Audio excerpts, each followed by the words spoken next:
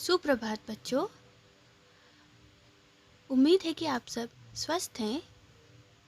बच्चों, आज हम आपके हिंदी पाठ्य पुस्तक से 5वें अध्याय को पढ़ने जा रहे हैं। इस अध्याय का नाम है हमारा तिरंगा झंडा और आज की इस कक्षा में हम तिरंगे झंडे के बारे में जानकारी हासिल करेंगे। बच्चों, क्या आप जानते हो हमारे देश में 15 अगस्त और 26 जनवरी पर क्या क्या किया जाता है? 15 अगस्त को हम स्वतंत्रता दिवस मनाते हैं और 26 जनवरी को हम गणतंत्र दिवस मनाते हैं। इस अवसर पर तिरंगा झंडा फहराया जाता है। राष्ट्रीय झंडा देश के सम्मान का प्रतीक होता है।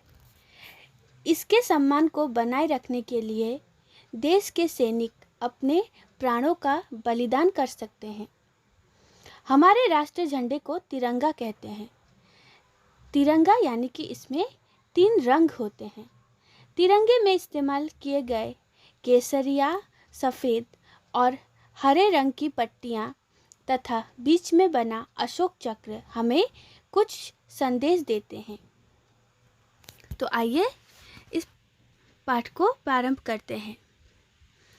हे भारत के बच्चों, भारत के नागरिकों, सावधान की मुद्रा में खड़े हो जाओ, क्योंकि तिरंगा झंडा फहराया जा रहा है।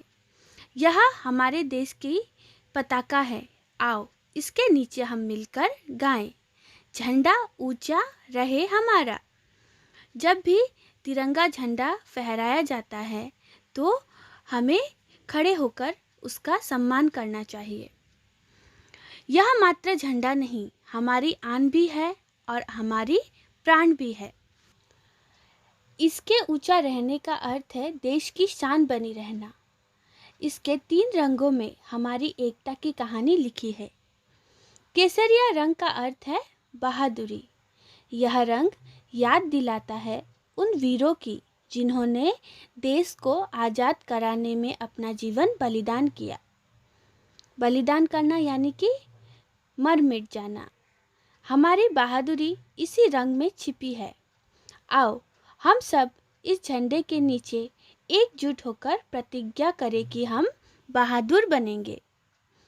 तो केसरिया रंग हमें सीख देता है कि हमें भी हमारे देश के उन सैनिकों की तरह वीर होना चाहिए। तिरंगे झंडे में दूसरा रंग सफ़ेद है। यह हमारे विचारों की पवित्रता को प्रकट करता है। पवित्रता यानी कि शुद्धता।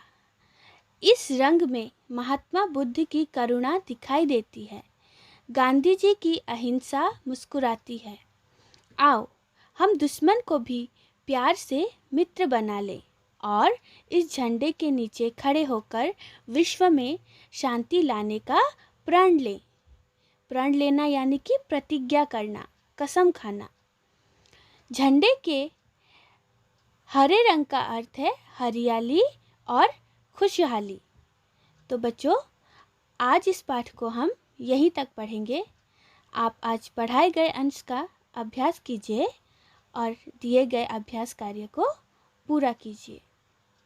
धन्यवाद।